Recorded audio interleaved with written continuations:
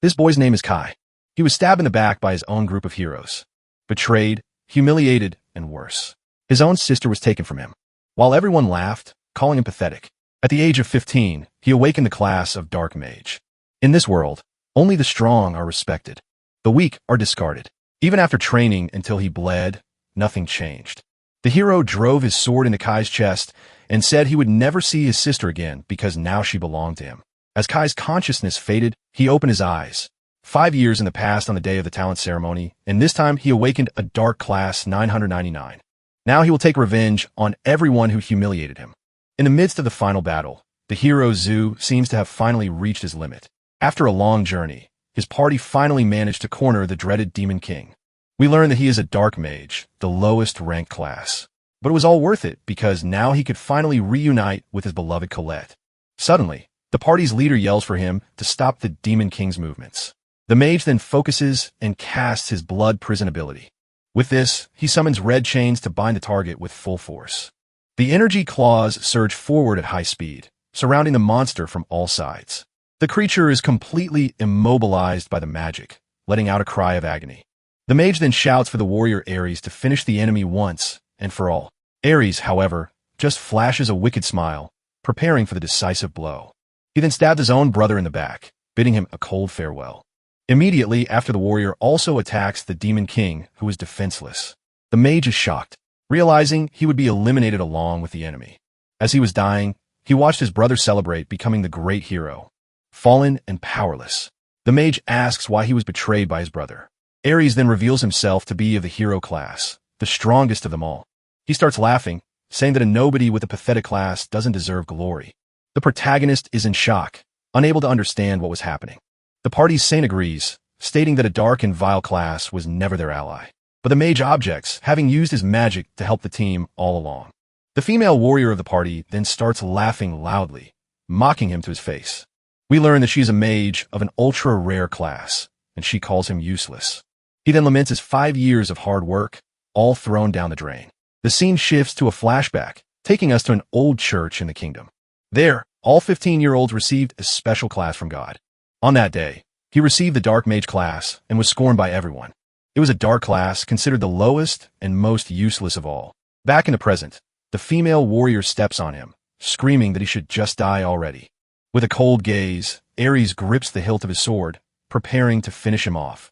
Ares then plunges the sword in, yelling that Colette is his now. In his last breath, the mage screams her name, feeling immense pain. The scene cuts to a flashback where their engagement was broken off. Her father only allowed them to say goodbye one last time. At that moment, Ares leads her away while our hero watches, unable to react. Colette then takes off her bracelet, an object of great value to her. She hands it to him, asking him to accept it as a farewell gift. The two look at each other sadly, knowing this was the end of their relationship. He is surprised as he knew how important that treasure was to her back in the present. The protagonist is shocked as he remembers her promise. With tears in her eyes, she says she's sure they'll meet again. Ares starts laughing, amused by his brother's naivety and misfortune. He then reveals that it was their own father who ordered the mage's execution. We learn that their father is the captain of the kingdom's strongest knights. The man said that a filthy dark mage was not needed in his family. He promised that if his son defeated the Demon King, he could return to the family, and as a reward, he would even get his engagement to Colette back. The girl was trapped in the castle, maintaining a protective barrier over the city. And to win back his love, he gave his blood, sweat, and tears to become stronger. With great effort, he finally reached the pinnacle of strength, level 999. But back in the present, Ares whispers that all his effort was a shame. The traitor then raises his sword, planning to pretend his brother died at the hands of the Demon King. The mage realizes he was used and curses his father and brother with hatred. Ares calls him annoying and promises he will take very good care of Colette. In his final moment, the mage's hand scratches the ground, showing his regret. He laments not running away with her to seek their own happiness. Suddenly, the bracelet glows, and he hears her voice, begging him not to die. His last thought was that he just wanted to see her one last time. The scene changes, and a voice asks him how long he plans to sleep. The protagonist then jolts awake, completely shocked and confused. Opening his eyes, he finds himself face to face with Colette and doesn't understand how she's there. She asks what's wrong as he's in a cold sweat, but he can only stare at her. He then looks down at his body and realizes he has no injuries from the battle. The protagonist's eyes go wide as he tries to process what the hell is happening, but she just smiles warmly and wishes him a good morning as she wipes his face. He looks around the room, still trying to understand what was happening. The young man finds it strange. Colette should have aged, but she looks so young. He then apologizes, saying he was still a bit drowsy and out of it. As he turns, he faces the mirror in the room and sees a shocking sight. The protagonist notices that not only has he gone back in time, but his body has also grown younger. Colette tells him to get up quickly, as they can't be late. She says she's really excited for the ceremony that will grant them their classes. He then remembers realizing he's returned to the exact day of that fateful ceremony. Desperate, he grabs her and asks what year of the sacred era they're in. It finally clicks. He understands he hasn't received his dark class yet. Startled, he accidentally pushes her away, leaving the girl completely flustered. He apologizes, realizing he really has returned to the past, and it wasn't a dream. But as he looks at his hand, a chill runs down his spine when he notices something bizarre. The mark of his former dark mage class was already there on his skin. Colette sees the crest and asks why he already has a class before the ceremony. He's confused. If he went back in time, the class crest should have disappeared. With that in mind, he decides to use the command to open his status window. The screen shows he's still a level 999 dark mage with the same attributes, and a system note informs him that he's entered a second loop, maintaining his status. The protagonist interacts with the screen, not understanding what a second loop could be. But despite the confusion, one thing was clear. He had truly returned to the past. He remembers hearing her voice before he died and snaps back to reality. Suddenly, the bracelet he kept hidden falls from his sleeve and hits the floor. Colette is startled by the object, letting out a small gasp of surprise. She then picks it up, saying she thought she'd lost that bracelet forever. He then remembers the moment of his death and her plea for him not to die. With that, the protagonist finally understands the situation. Everything makes sense. It was the bracelet combined with Colette's power that brought him back to life. He starts to laugh with joy, leaving the girl confused by his reaction. With a victorious shout, he hugs her tightly, celebrating his return. Filled with hope, he thinks that with his current power, he can finally change the future. Colette gets flustered and asks what he meant by that dark mage comment. He then promises himself that he will change his destiny and never leave her again. The girl's face turns bright red, unsure how to react to the situation. She then stammers, asking what he meant by all those words. He pulls away and apologizes, saying he spoke without thinking, but she says she didn't hate it and was just surprised since they are engaged. The protagonist is shocked by her reaction and what she just said. He then plays it off, telling her not to worry because it was nothing. The hero remembers that the engagement will be called off if his father finds out the truth. His father always said that dark mages were filthy and closer to demons. Colette calls out to him, saying she doesn't think dark mages are all that different. He then remembers she was the only one who stood by his side the whole time. With this in mind, he decides to calm down and have a serious talk with her. She looks at him intently and asks what he wants to tell her. He reveals that he came from 5 years in the future as a Maxil Dark Mage. Colette is stunned by the revelation, unable to believe he came from the future at level 999. He then turns his back to her and says he's going to show her proof. Using his power, he begins to channel dark energy at his fingertip. The mage concentrates and summons an archdemon from the depths of the earth. The creature then appears, roaring, baring its sharp claws and teeth to intimidate. The girl is terrified by its appearance and screams in fear at the sight of the demon. The dark creature stares at her with its red eyes, ready to receive a command. He explains that he can summon high-level demons because he has a subjugation contract. This proves his magic is real and that his first life wasn't a dream. His wish to see Colette again came true, but he knows there's no time to waste. After all, today is the day of the ceremony and also the day the Demon King is born. The protagonist then faces the creature, showing his complete control over it. Colette remains on the floor, still terrified by the presence of the demonic being. The archdemon then bows and asks its master for its orders. With a confident smile on his face, he prepares to begin his revenge. Colette calls his name, still on the floor and terrified by the situation. The demon crouches in front of him, displaying its terrifying size and power. With a smile, he snaps his fingers and calmly dismisses the summon.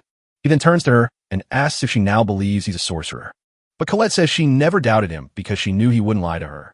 The protagonist is moved, touched by her unwavering trust in him. She says it's incredible since not even holy knights can defeat an archdemon.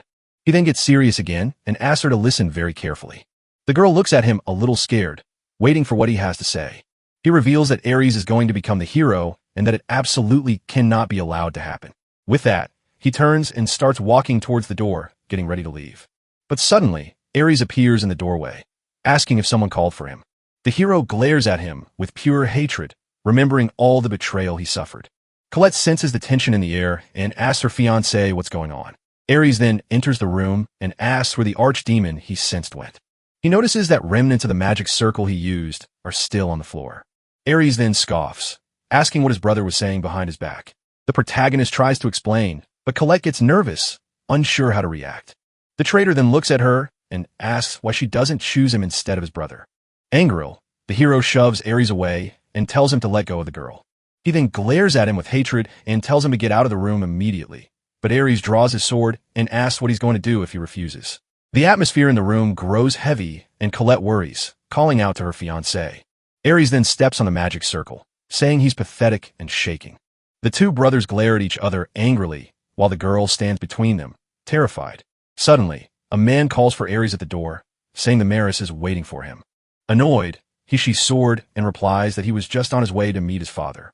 The protagonist breathes a sigh of relief, but he's still tense from the brief argument. He turns to Colette and says it's better if they go outside too. The two then leave together, leaving Ares behind, who watches them with a cold stare. He smiles at Colette, who returns it warmly as Ares watches them with envy. The two then go for a walk, strolling through the city's busy streets. He comments on how nostalgic the city feels, but someone calls out to him, surprising the couple. The protagonist finds it strange to be called Kaisama, a title of respect. A shopkeeper then thanks him for getting rid of some bandits a while back. He realizes people still respect him because they don't know he's a dark sorcerer. Colette smiles and says that everyone admires him because he always tries so hard. The girl notices he's gone quiet and looks at him with a hint of concern. They then go to a quieter place so they can continue their conversation. He reveals that Ares will make a grave mistake as soon as he becomes the hero at the ceremony. Because of this, the future demon queen will be born and the kingdom will fall in 3 days. Colette is in shock, horrified by the terrible prediction he just made. He explains that half the kingdom's population will be massacred because of it, and to protect the capital, she will be imprisoned to sustain a great barrier. After that, he will be exiled, and the two of them will end up separated for a long time. She despairs at the news and says she wants to be with him forever. With a smile, he invites her to run away and live with him from now on. Colette can't believe it and asks, blushing if that was a marriage proposal. With that, she jumps into his arms and shouts that she's so happy and wants to be with him forever. He hugs her back, lamenting that he was such an idiot in his first life. The protagonist then feels regret, thinking he should have hugged her much sooner.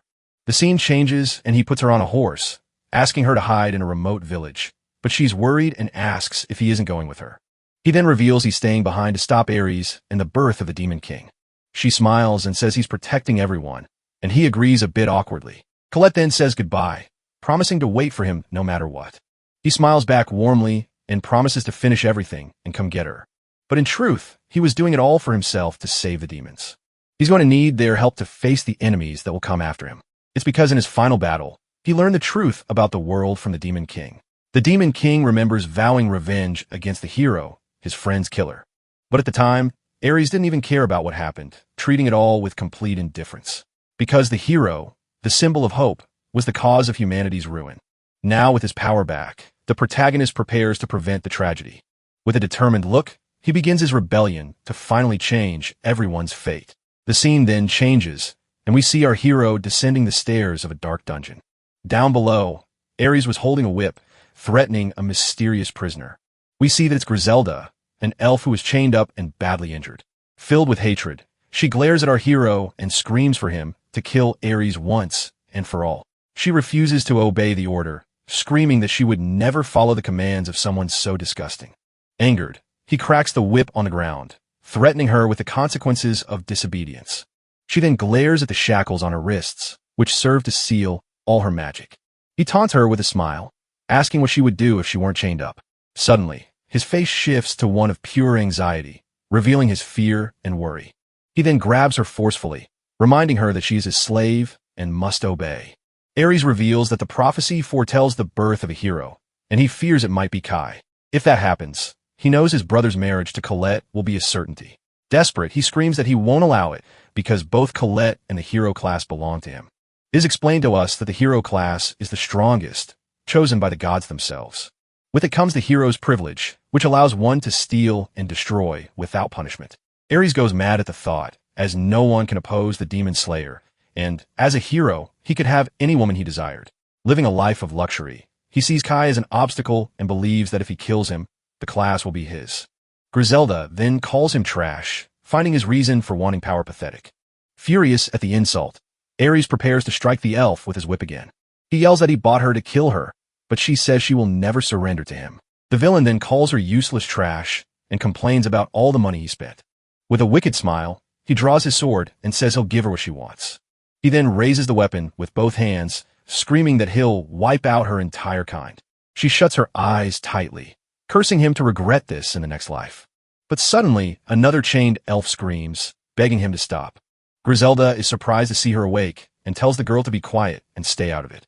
Sasha refuses to obey, saying she won't just stand by and watch her lady die. She then offers to kill Kai, pleading with him to release Griselda in exchange. Ares glares at her with contempt and kicks the girl hard, finding the proposal absurd. He then points the sword at her, doubting that a weak demoness can do anything. Without hesitation, he stabs her in the chest, causing the elf to scream in pain and agony. Griselda panics and calls him a bastard while Ares just smirks maliciously. He then grabs the wounded elf, asking if that servant was so important to her. The villain just watches the scene, seemingly enjoying their suffering. He finds the scene touching and mocks them, saying some demons act like humans. Ares then twists the sword in the wound, saying his father used tricks like this. Griselda panics, realizing the cruelty and the danger her friend was in. With that, he gives her a chance, ordering the elf to declare herself his faithful slave. He smiles wickedly and says the order is simple enough, even for a stupid demon. The elf explodes with rage, screaming at him not to mock her like that. But he threatens her, saying that if she doesn't obey, her precious servant will die. Seeing he's about to strike, she gives in and yells for him to stop.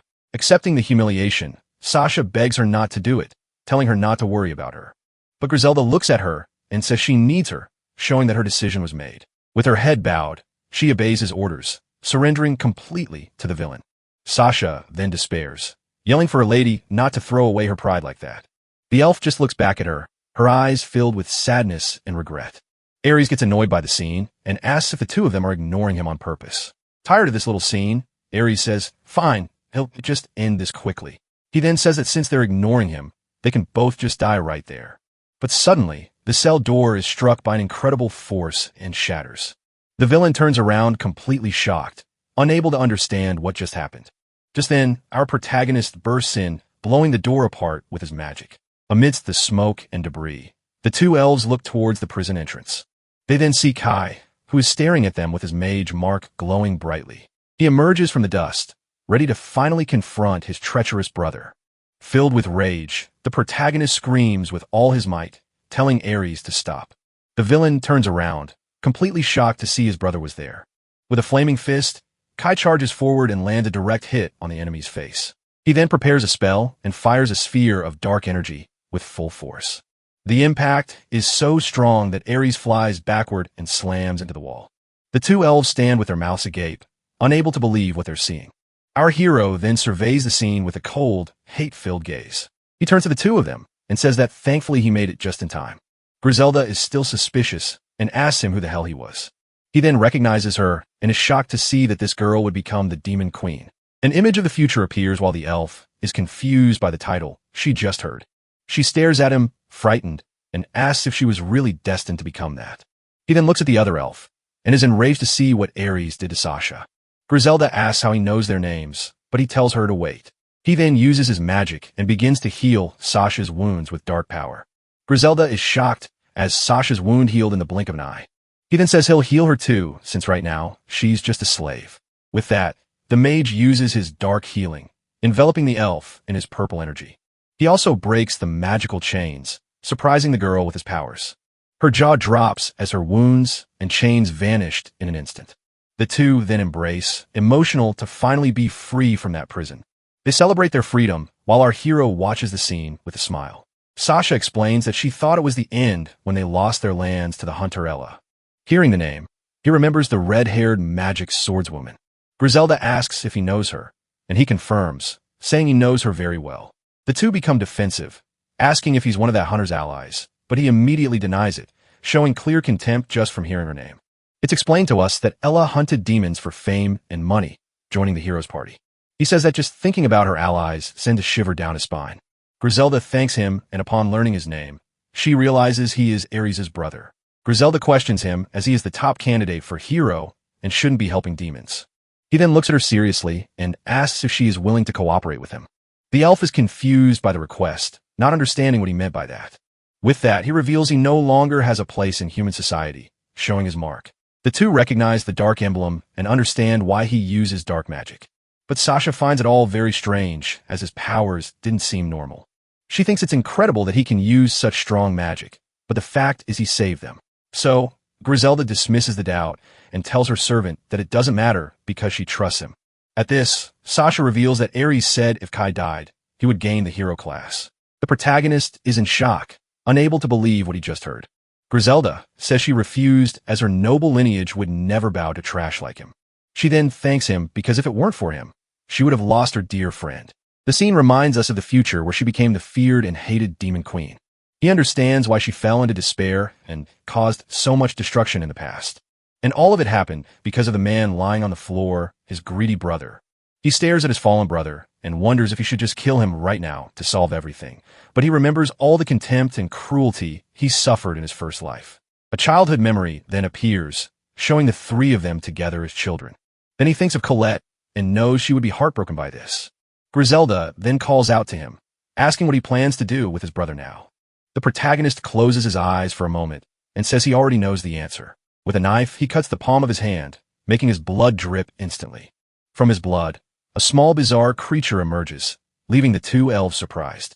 The creature then leaps towards Ares and shoves itself into his mouth. The two stand with their jaws dropped as he says that Ares swallowed the creature. Ares notices the mark on his face, and our hero confirms that it's a curse. Griselda is curious about it and asks what kind of curse he used. He then smiles and says it's one that will turn his life into a living hell. On the ground, Kai feels the curse and warns that Colette will soon understand what hell is.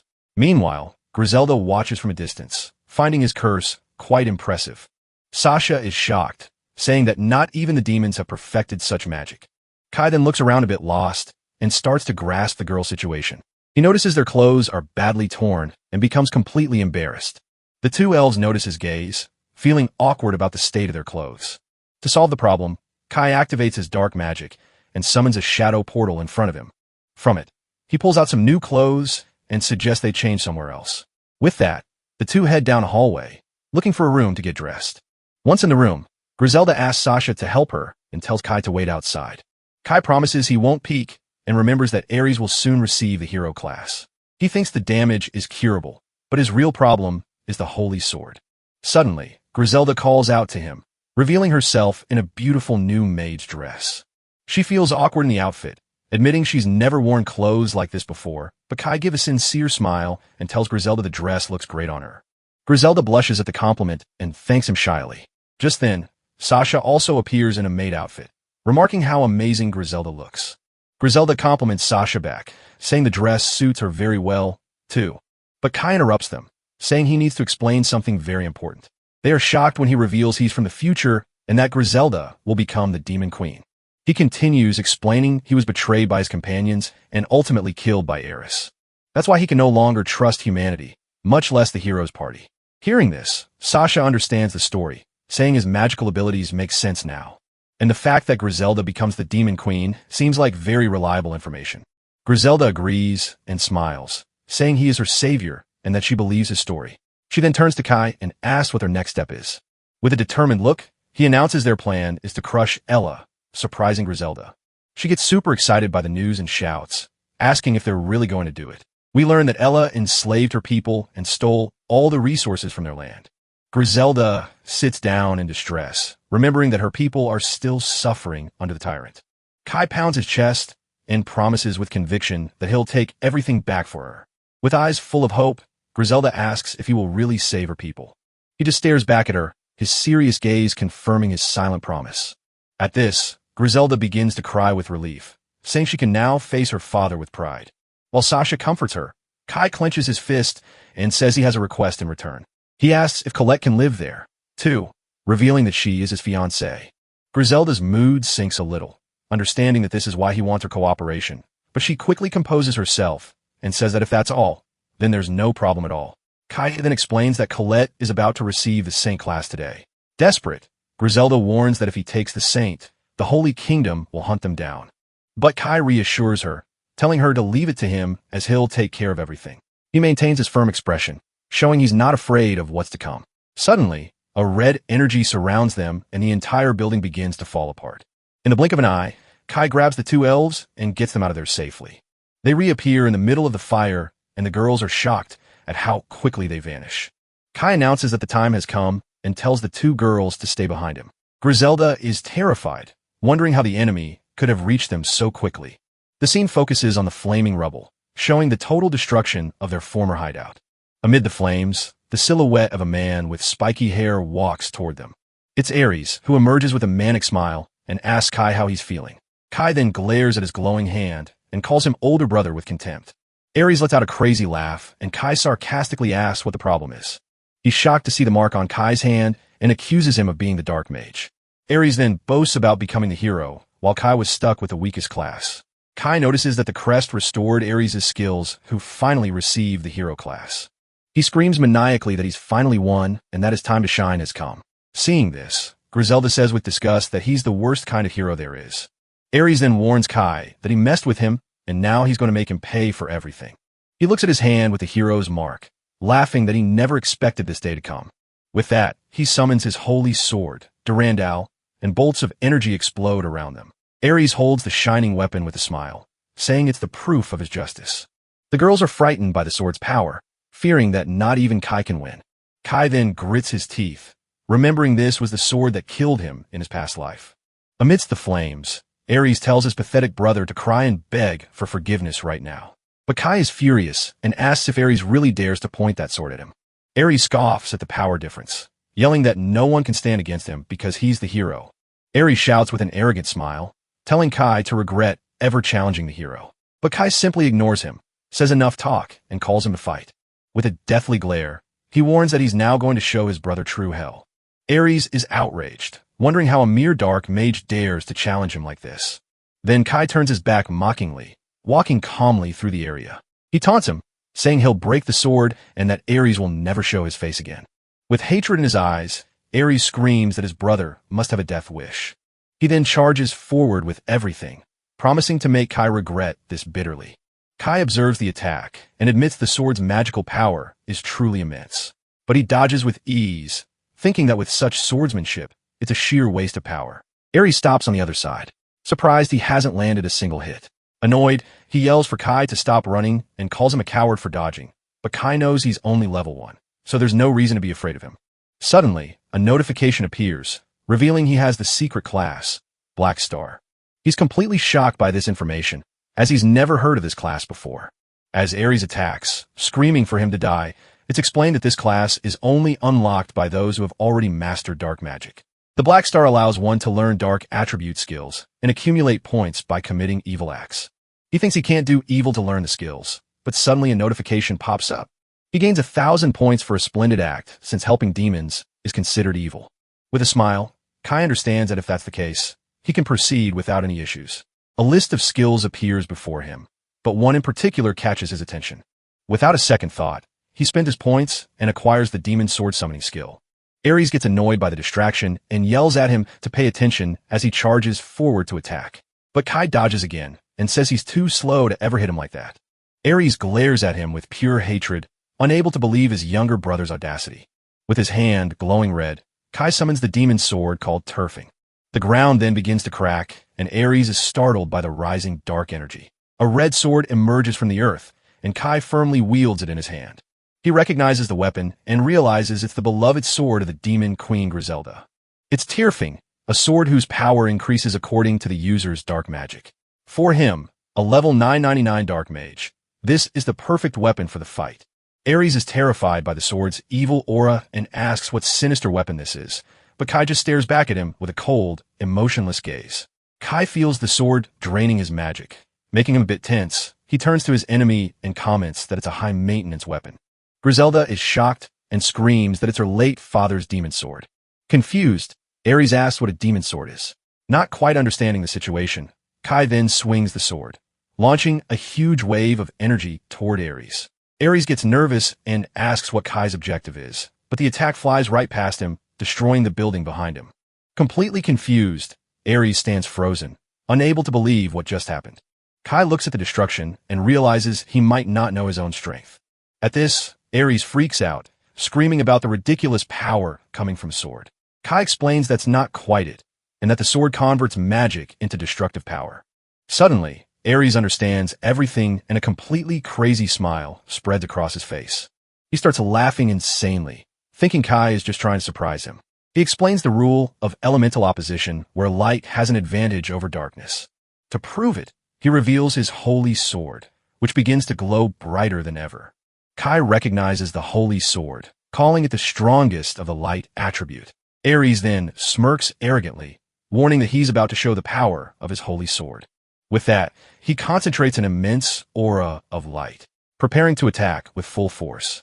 But Kai isn't intimidated at all and challenges him to a fight with a smile. Ares then screams with all his hatred and charges forward, sword in hand. He unleashes his final blow, screaming for his brother to die, and says, "This is the power of a hero." A massive explosion of light engulfs Kai, completely devastating the battlefield. The girls panic because if Kai takes that hit, not even he could survive. The attack hits him hidden, causing a powerful impact that shatters the ground beneath his feet. The dust then settles, revealing a giant crater where Kai used to be. The two elves are in total shock, unable to believe Kai was defeated so easily. At this, Ari starts laughing like a madman, yelling that there's not even dust left of him. He screams that from now on, it's his era and everything will be his in the future. With a disgusting look, he says the women and even Colette are his now. Hopeless, Griselda falls to her knees, mourning Kai's death. Ari smiles maliciously, telling them they should have run when they had the chance. He then warns that they're next, and Sasha fearfully protects Griselda. But suddenly Kai appears behind him, thinking this was the moment he'd been waiting for. With a confident look, he asks if Ari really thought he had won the fight. Ares turns around completely shocked, unable to believe what's happening. It's explained that the holy sword runs out of magic right after using a final blow. Kai recalls seeing this weakness many times as the sword's power was depleted.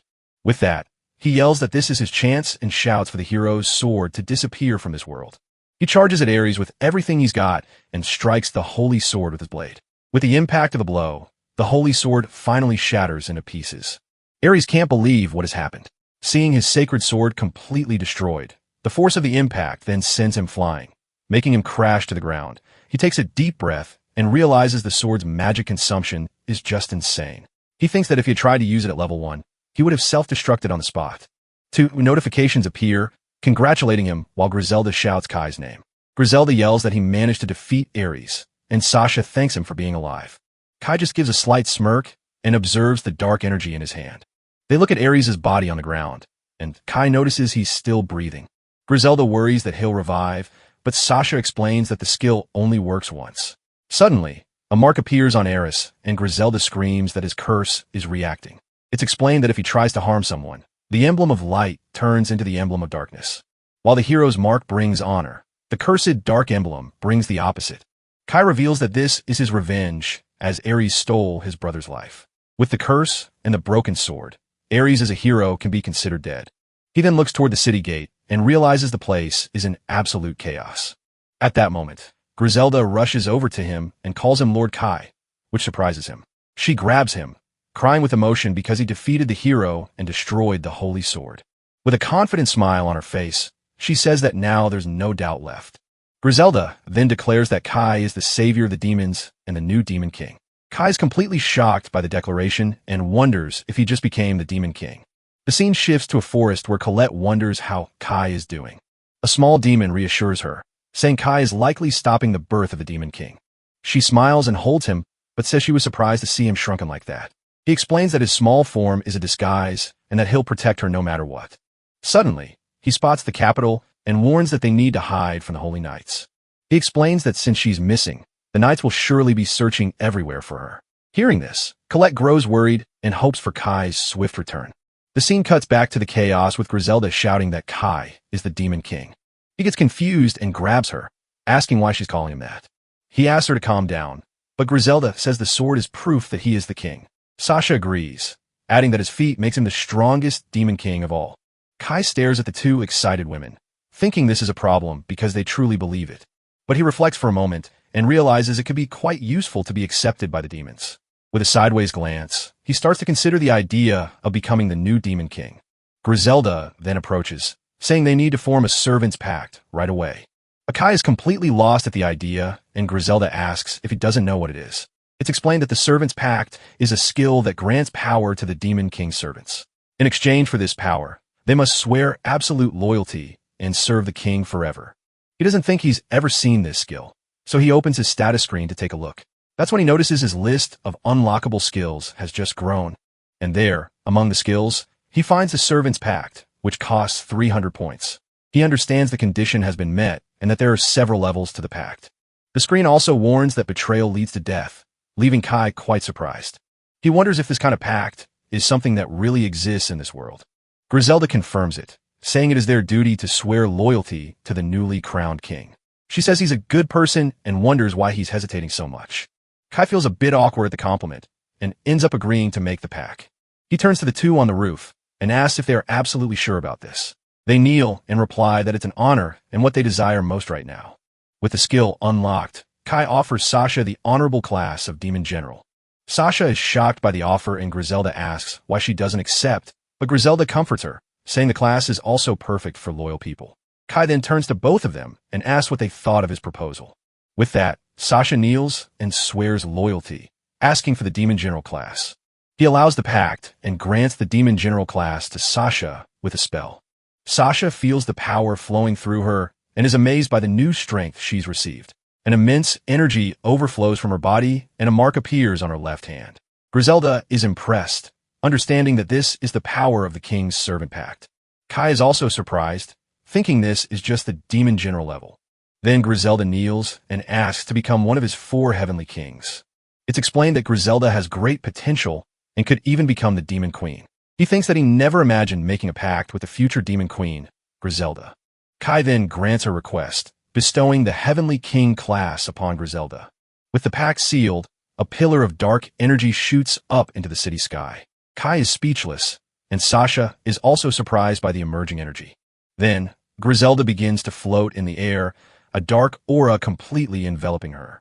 Sasha grows worried, watching Griselda in the middle of that pillar of red energy, but Griselda shouts that she did it, celebrating becoming one of the Heavenly Kings. Kai looks up thinking that this was to be expected from the future Demon Queen. Sasha congratulates her friend, and Griselda says they now serve Lord Kai. At this, Sasha fills with determination and promises to do her best. Griselda hugs her and says that together they will create a new world for demons. He watches them thinking that destiny is changing with the Demon Queen's loyalty. But he knows it's not over yet, and senses a strange movement approaching. Suddenly, a group of knights arrives, and the commander demands an explanation for what happened. With a hand on his sword, he glares at Kai with hatred and calls him an insolent brat. The divine knight, Geese, appears.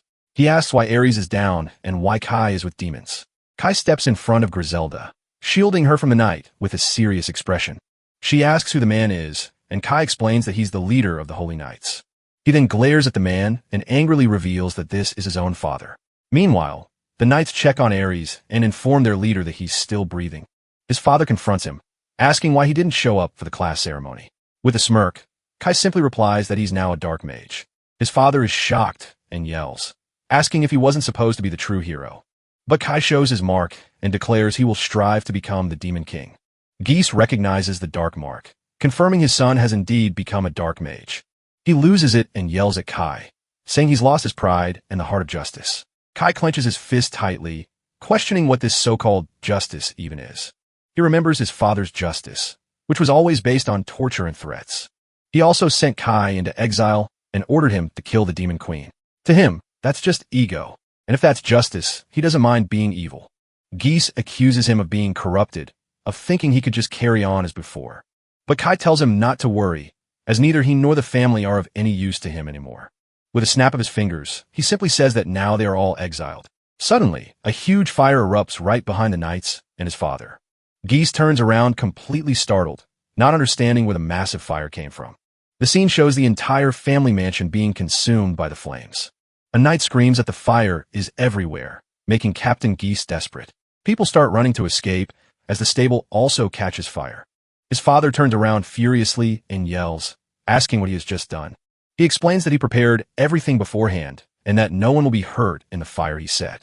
With this, he earns more points and thinks that revenge works well with his system. On top of that, he even gets a skill that increases the power of his dark attributes. His father yells again, unable to believe what his son has just done. But Kai coldly states that the Austen family should simply cease to exist. With a hateful glare, he says this is his justice, and faces his father. Geese becomes enraged and screams at Kai, disbelieving what he just heard. He orders his knights to kill him, declaring that Kai is no longer his son. But with a swift move, Kai uses his magic and defeats all the soldiers at once. With a cold look, he just tells them to get some sleep and rest now. Geese is shocked by the scene and prepares to face his son alone. He yells at Kai not to get arrogant, as those men were just pawns to him. Kai says he already knows that and summons his demon sword, the mighty Turfing. He then grips the sword firmly, preparing for the confrontation with his father. The two cross swords, and Geese struggles to block the attack. He's shocked by the sword's power and doesn't understand where it came from. His own sword begins to crack under the pressure, slowly shattering in his hand. Kai stares at him without any emotion and continues to press the attack against his father. In the blink of an eye, Kai cuts off his father's arm, which flies through the air. His arm falls to the ground, and Geese screams in pain from the severe wound. Fallen and wounded, a knight rushes to his side as the fire burns all around.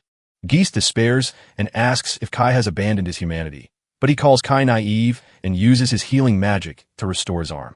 To his surprise, the arm doesn't heal, leaving Geese desperate. Kai then asks if he's noticed, explaining that the magic rejects any healing. It's a Heil curse that not even the Holy Maiden could cure. As a final act of mercy, Kai informs him that he at least stopped the bleeding. Geese doesn't understand how this is possible since Kai just received his class.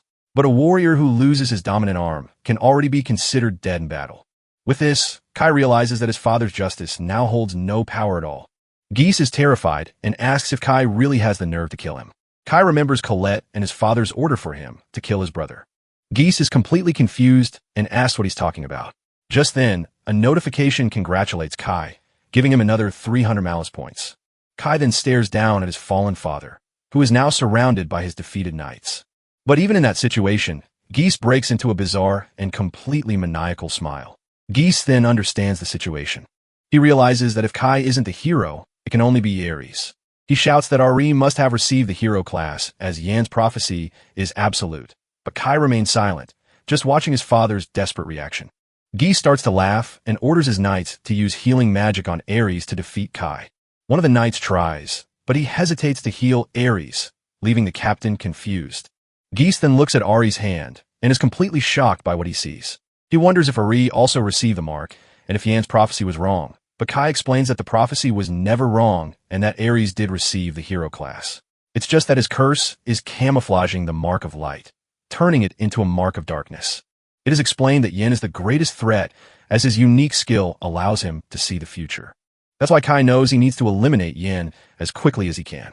Geese then stands up again, staring at his son with a look of pure hatred. Kai asks if Ares will be exiled since the heir now has a dark class. At this, Geese falls into despair and yells that he can't let this happen. He laments the nightmare that his family's glory has become, not knowing what to do. Geese then orders Ares to be exiled as the dark class is useless to the family. Kai just gives a slight smirk, watching the scene with a mocking look. He thinks that with this decision, Ares has just lost his noble status. With his objective achieved, he announces he no longer needs to stay and says goodbye to his father. Geese asks if he's really going to ally with the demons. Unable to believe it, Kai confirms and recalls everything, saying that Colette is the only human he trusts. He then turns to the girls and tells them to leave with him. The two of them look at him with admiration, thinking that demons have a nobler heart. Kai then turns his back on his father, saying goodbye to him once and for all. They then reach the gate, and a knight on guard asks what's happening inside. And Kai says there's no need for farewells and gives one last order to him. With a cold, serious look, he orders the knight to kill any pursuers. The knight is startled by the order, but agrees to do as he was told. With that, Kai uses his dark magic and vanishes from the spot in an instant. The knight is shocked by the scene, realizing that Kai simply vanished. They then reappear in a forest, and the two girls are shocked by the teleportation. Griselda gets excited by the magic and thanks Kai as they move away from the city. Excited, Griselda asks if they're now going straight to her territory. Kai agrees and smiles, but says he first wants to go to Colette's village, but then he has an idea and decides to strengthen the two of them on the way, just as a precaution. The two are surprised by the idea and asks if they can become even stronger. With a glow in his hand, he announces he will lend them his dark attribute enhancement. They feel an immense power, and Sasha shouts that it's too stimulating for her. It's explained that he can lend his skills without them disappearing from his own body. He gets a little embarrassed by their reaction, and the two thank him as they rest for a bit.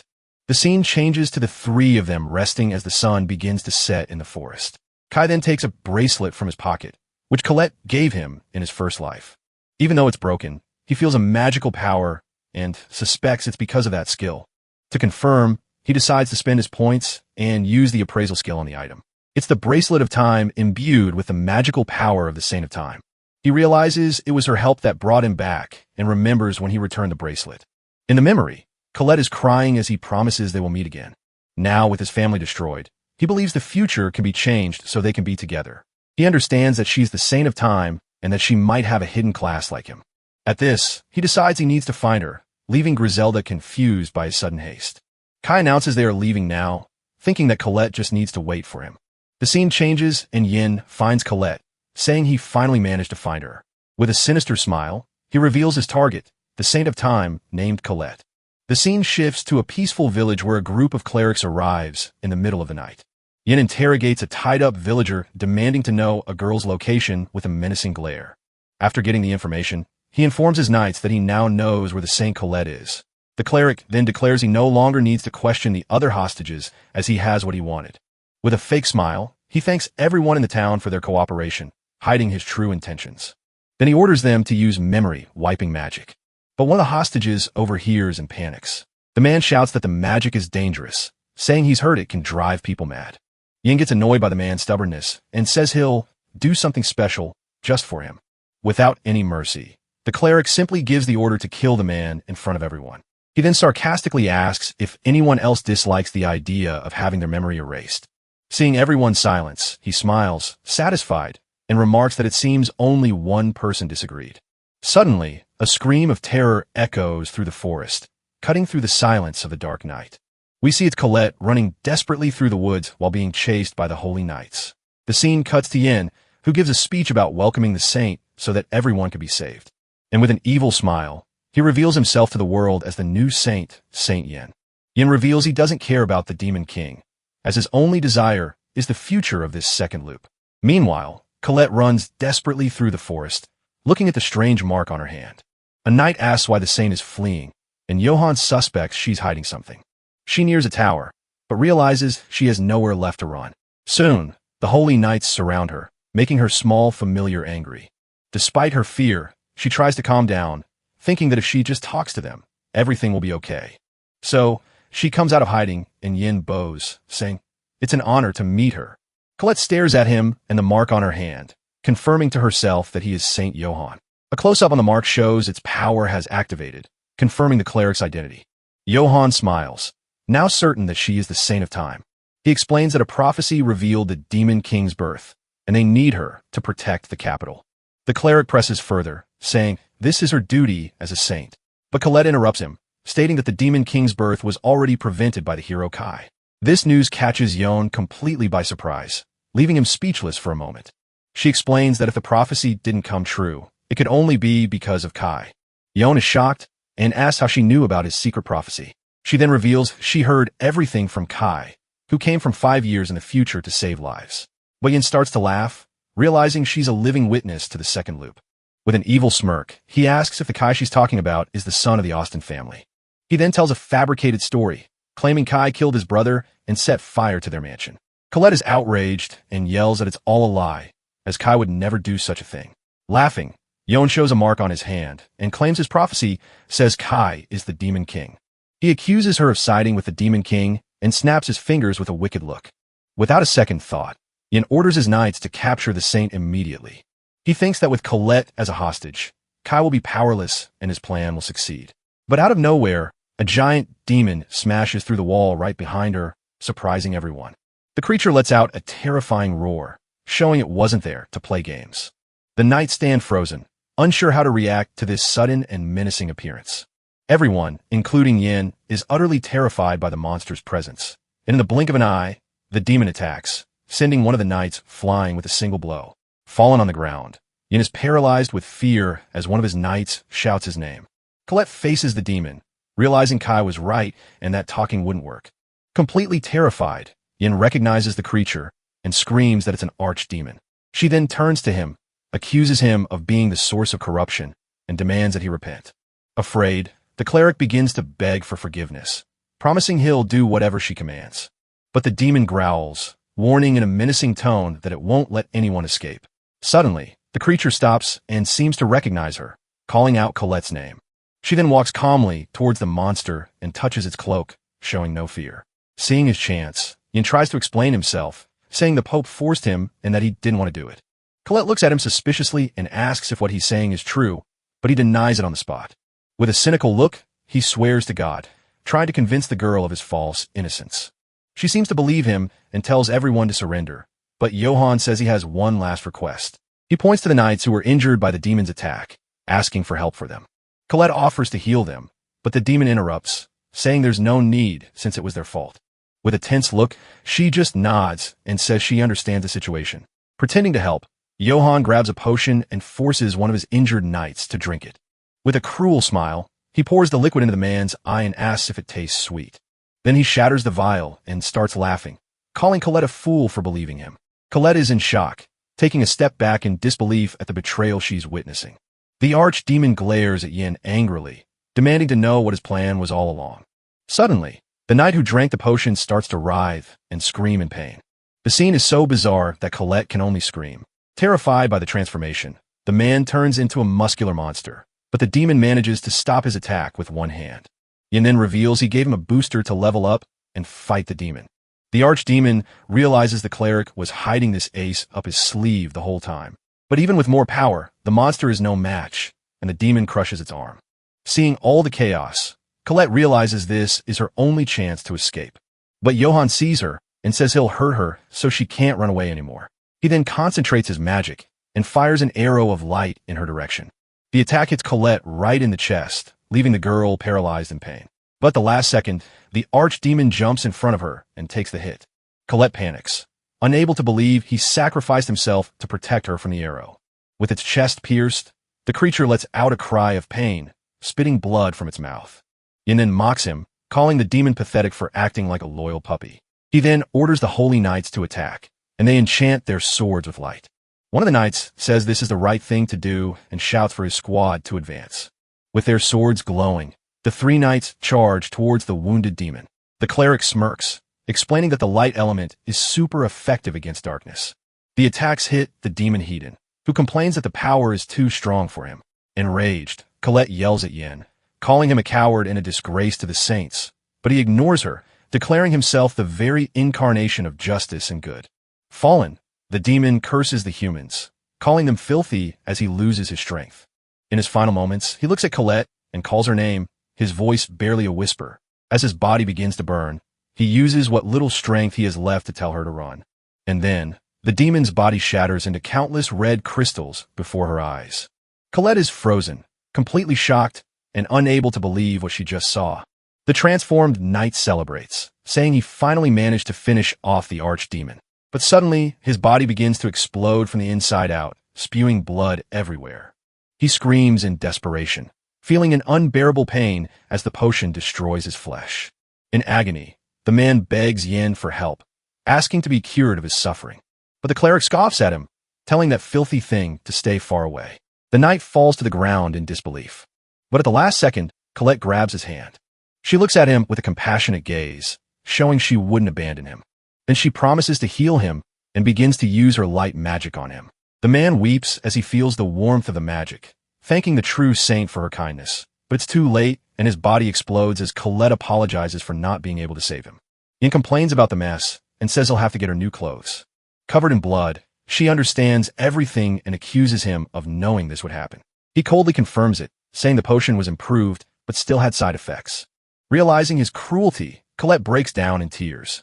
Colette is frozen, completely shocked, and unable to believe what she just saw. Yon then yells that he is justice itself, and that she is the one who should be judged. Trapped, Colette can only whisper Kai's name, apologizing for everything going wrong. The cleric smiles, saying that with the saint as a hostage, not even the Demon King will be a problem. Far away, our hero, Kai Austin, wonders if Colette made it to the village safely. He walks back to his cabin, thinking of her and hoping everything is okay. When he arrives, he opens the door and announces he's finally home after a long day. A warm stew is already waiting for him by the fire with an aroma that instantly whets his appetite. The two elves he saved, Sasha and Griselda, serve the food with a smile. He thanks them, saying he's starving after using his shadow ability so much. But suddenly, he feels a sharp pain in his hand and drops the firewood he was carrying. Griselda is startled by the noise and shouts his name. Not understanding what happened, he stares at his own hand, realizing the power he gave to the archdemon has returned to him. With a look of panic, he understands the message his demon servant had been defeated. Using telepathy, he tries to make contact and desperately asks where Colette is, and the answer he receives fills him with fury. She has been kidnapped by Yen. A quick flashback shows Griselda thinking about what a skilled hunter Kai is. Back in the present, she and Sasha talk about him while cooking in the cabin. Griselda excitedly mentions that he even knows the habits of the forest rabbits. She then remembers when Kai taught her to hunt, showcasing all his wisdom. To her, the ease with which he hunts is proof that he's incredible. Sasha then teases her friend, saying she gets all giddy when she talks about him. Griselda gets embarrassed by the comment and asks what she means by that. But Sasha just giggles and changes the subject, leaving her friend even more curious. Suddenly, their conversation is cut short by Kai's arrival. He appears at the door with a serious expression. In a heavy voice, he informs them that Colette has been captured. The news catches them both by surprise, leaving the elves in complete shock. He explains that the archdemon protecting her was defeated, which leaves Griselda confused. Kai tenses up, realizing that only an army could defeat such a powerful demon. He looks at his hand and realizes that Colette is now completely alone and defenseless. In a vision, the archdemon apologizes to him, making Kai desperate to know what happened. Through the vision, the archdemon explains that Saint Yin and his knights were responsible. Kai gets pissed off because Yin knew about the second cycle, his time loop. He then realizes, remembering that the bastard cleric has a prophecy ability. With this, he understands that Yan's goal is to use Colette to create a barrier in the capital. The demon continues, warning that Yin called him the Demon King to manipulate Colette. And to make matters worse, the bastard even used enslavement magic to control the poor girl. After hearing the report, Kai tells his servant to rest and leaves the room in silence. Griselda notices the tension in the air and asks if he's okay, as his expression was terrifying. Filled with hatred, he swears he will never forgive Yin and that he will pay with something worse than death. With a determined look, he vows to make sure he keeps that promise. Suddenly, his hand starts to catch fire, surprising Kai with his body's reaction. He looks back and sees Griselda, who slapped him on the back to get his attention. With a smile, she asks if it hurt and tells him she's strong enough to help in the fight too. Kai doesn't understand at all, completely confused by the elf's strange behavior. Then she reminds him that he can't carry everything alone because now he has them as companions. Moved, Kai realizes he's going to rescue Colette with his new friends. He remembers that in his past life, everyone was an enemy, even his own family. With a sincere smile, he finally thanks them both for being on his side. He then wonders if now, in this new chance, he has finally found true allies. With a focused gaze, he begins to devise a strategy to invade the capital and save her. Kai explains that a magical barrier will soon cover the city, preventing entry. The problem is that trying to break this barrier with brute force is nearly impossible. He reveals that not even the future Griselda could get through, leaving the elf quite surprised. Worried, the two ask how they are going to get into the capital. He then reveals the plan, saying they will send an informant inside the walls. The idea of using a spy leaves the two girls dumbfounded, not understanding. The plan is to destroy the artifacts that maintain the barrier, weakening it from the inside. But Sasha questions this, asking who they know that would agree to help with such a mission. With a smirk, Kai makes it clear he has the perfect person in mind. Griselda gets it right away and excitedly says that he's already thought of everything. Kai confirms the plan, but warns that even if they break the barrier, the three of them won't be enough. With a confident smile, he calls over Griselda and says he'll start with her. He then reveals the first part of the plan, which is to reclaim the territory that was stolen from her. The elf worries about Colette, but Kai assures her this will help save her in the end. With a serious look, he thinks that Yon has awakened a demon and that he needs to prepare. The scene then shifts to night, with Kai looking out the window, waiting for an enemy attack. Suddenly, a dagger flies in his direction, grazing him and catching him by surprise. Annoyed, he realizes that Yin wasted no time and has already sent assassins after him. A hooded man bursts into the cabin, immediately accusing Kai of being the Demon King. Right after, several other assassins with red eyes appear at the cabin door. Their leader then finishes the sentence, ordering Kai to die right there. The two elves are terrified by the invasion, not understanding who these people are. Kai shouts that they're the rotten side of the church, a squad that kills anyone who's inconvenient. At that moment, one of the assassins leaps and throws a shower of daggers toward our protagonist, but another attack distracts him, and he can't dodge in time, getting grazed. At the last second, Sasha jumps in front of him, using a plate to block the daggers. Right after, Griselda also takes a stand, showing she will fight against the Holy Church. With a swift attack, she takes down one of the assassins and runs out of the cabin. Outside, the elf tells him he's not alone because they will fight by his side. Kai gets ready as he recognizes the assassins as the purifiers he faced in his past life. He remembers they were an elite force and that they were tough to beat before, but now he's much stronger and he unleashes his dark power called Black Thunder. With a smile, he says that he has allies now and he won't have to fight alone anymore. Sasha then jumps into the fray, throwing several plates as if they were ninja stars. She uses her special ability, Plate Storm, striking the enemies with her attacks. The assault is so powerful it shatters the plates and takes down the assassins at once. The squad leader is shocked, unable to believe the strength of a simple maid. Griselda then moves forward using blood from a wound to create a weapon. With her power, she molds the blood into the shape of a whip, ready to attack. The elf strikes with the whip, sweeping away several enemies with a single powerful blow. She then taunts the survivors, saying, "This is just the beginning of the fight." One of the assassins falls wounded, unable to believe his men couldn't even fight back. But Kai shatters the illusion, telling Griselda they are actually forest rabbits. She's completely confused, not understanding how those assassins could be rabbits. In a flashback, Kai explains to Griselda that forest rabbits camouflage themselves in the shadows. He then points to the root of a tree, showing a rabbit hidden right there. Griselda gets super excited, confirming that what he said was true. Back in the fight, she gives a wicked smile and uses her blood to set a trap. Seeing the magic disappear, the assassins think she's tired and prepare an ambush. But she walks calmly, using the blood cross to spread her magic into the shadows. The squad doesn't notice the trap and rushes toward her to attack with everything they've got. Just then, blood roses sprout from the ground right under the enemy's feet. The roses explode into thorns, piercing the assassins from below and catching them all by surprise. In seconds, several bodies are impaled and lifted into the air by the elf's blood magic. She gives a victorious smile as everything happened exactly as Kai had predicted. The two elves show that thanks to their pact with Kai, they have become much stronger. The scene shows the aftermath of the battle with the bodies of the assassins scattered across the field. Kai admits with a smile that he had underestimated the potential of his new allies. Sasha then approaches with a prisoner and asks Kai what to do with him. Kai smiles as this is the perfect opportunity he's been waiting for to make his move. He admits he was expecting the assassins, but he didn't think they'd arrive so quickly. Then he proposes that the man make a contract with him and become his new servant. Griselda is shocked by the proposal, not expecting this from her master. She then asks why he wants to make a pact with a guy like that, failing to understand his plan. But with a gesture, Kai asks her to calm down, showing that he knows what he's doing. He warns the assassin that refusing the proposed deal is not an option. The only other choice would be for Griselda to use her powers to turn him into an undead.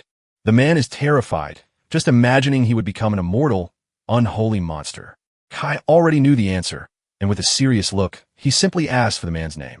Terrified, the assassin finally replies that his name is Mateo. He warns that betrayal means death and asks if Mateo accepts the contract. Seeing the man's decision, Kai finally allows the pact to be made. With that, he gives Mateo the class of Demon Commander using his magic. Instantly, the new servant feels immense power flowing through his entire body.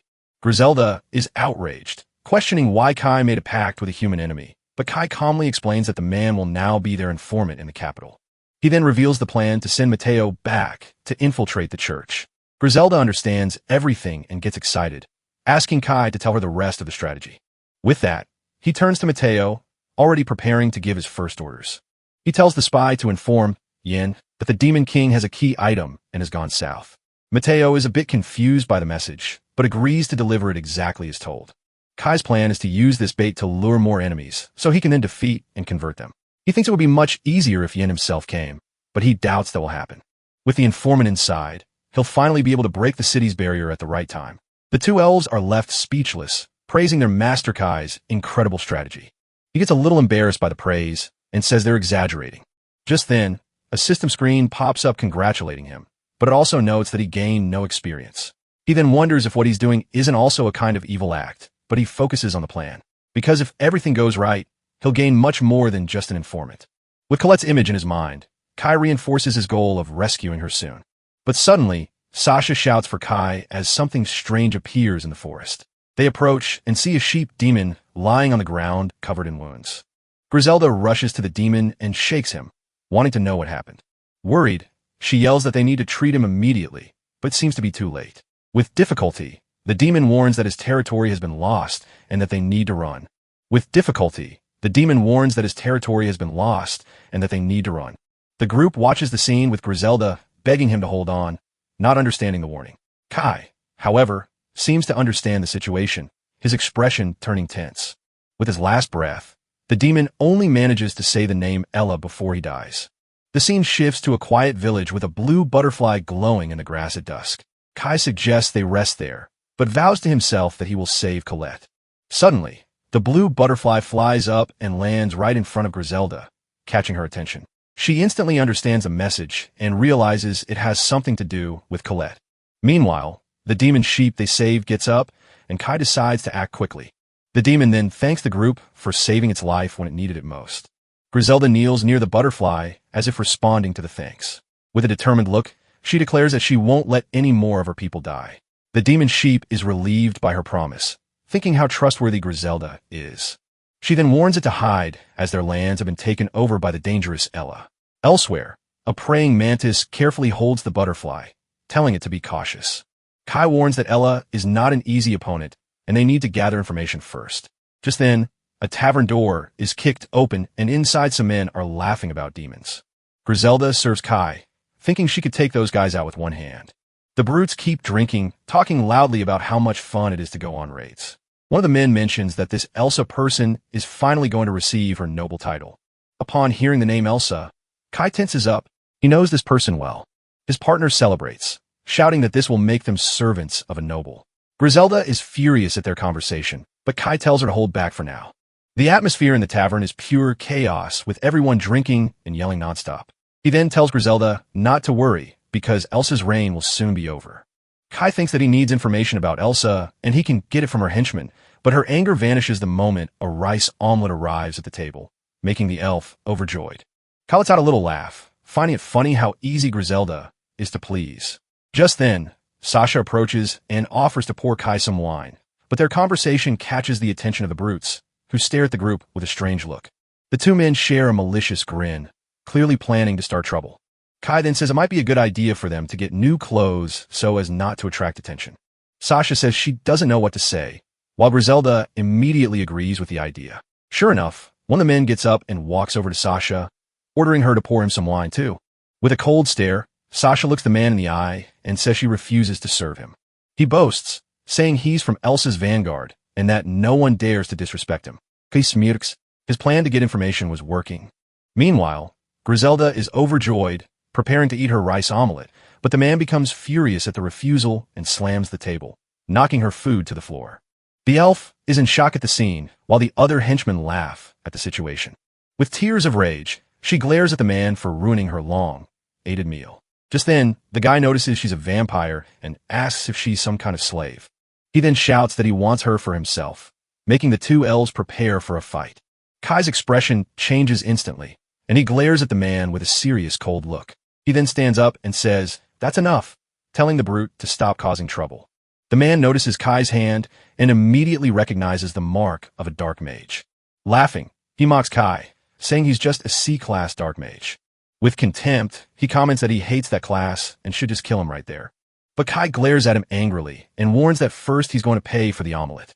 The brute stares at Kai with a look of disdain, cracking his knuckles with a smile. He then shows off his dragon claws and scoffs at Kai for having the guts to face him, But Kai isn't fazed at all, simply snapping his fingers as his mage mark glows. Kai realizes the guy is a warrior, but says he has a few questions first. The man gets annoyed and tells him to keep his questions to himself, as he wasn't in the mood to talk. With that, he charges forward, yelling that he's going to kill Kai and then take the women for himself. The henchmen laugh at the scene, while the rest of the bar is terrified by the commotion. Without moving, Kai watches the attack, and the man ends up punching the table instead of him. The brute smirks, proud of the strength he just displayed. He then turns to Kai and warns him that he misjudged his opponent. But out of nowhere, the man takes a surprise blow to the stomach and spits up blood in pain. He staggers backward, completely shocked and confused about where the attack came from. Kai stands in front of him and even wonders if maybe he hit him a little too hard while everyone in the bar is stunned. Sasha and Griselda laugh, finding the scene hilarious. The henchmen can't believe it, and Kai understands they are also servants of this Elsa. He then calmly reveals that he's level 999, leaving the henchmen shocked. They can't believe what they just heard, but Kai explains that he's much stronger than them. With a serious look, he warns that now they're going to have a talk and tell him everything. Terrified, the men stammeringly ask why he's so interested in their boss, Elsa. He warns them that dark mages have torture spells and invites them outside for a chat. Afraid of getting roasted, they immediately agree to tell Kai whatever he wants to know. After their conversation, he understands the situation and comments that the group's economy seems to be doing well. He then finds out they're making money by using demons as slave labor. The two henchmen look at each other, confirming the whole story with a nod, still afraid. Just then, Kai walks back into the bar with a bag of money and announces that the night is on him. The crowd cheers at his generosity, and the elves realize he's using the henchmen's money.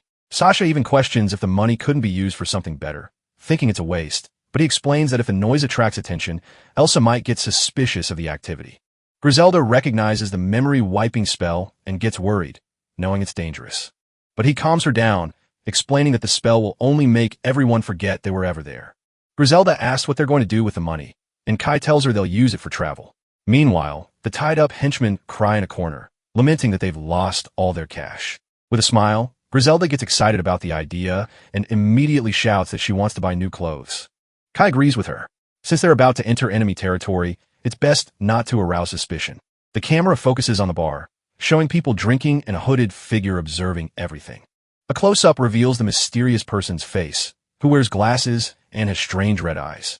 Down the road, a huge army of holy knights marches in perfect sync. Startled by the noise, the villagers wonder what the hell is going on outside. The village chief approaches them, wanting to know why so many soldiers are there. Commander Geese then uses magic to show Kai's face, asking if they've seen him. Upon seeing the image, the villager is shocked as he recognizes the boy immediately. But he lies, saying he hasn't seen him and even asks for some cash for the information. A soldier reports that Kai isn't there and suggests they continue their journey south with a sinister smile. Geese says this village is no longer of any use. The scene changes, showing Kai on a cliff, telling his companions they've arrived. Sasha looks down and confirms, commenting that the number of soldiers is huge. She notices their flag and warns that they're the church's elite Knight Templars. Kai isn't surprised as his demon spy had already reported this exact information. It's revealed that Yin sent a warning explaining about the 300 knights that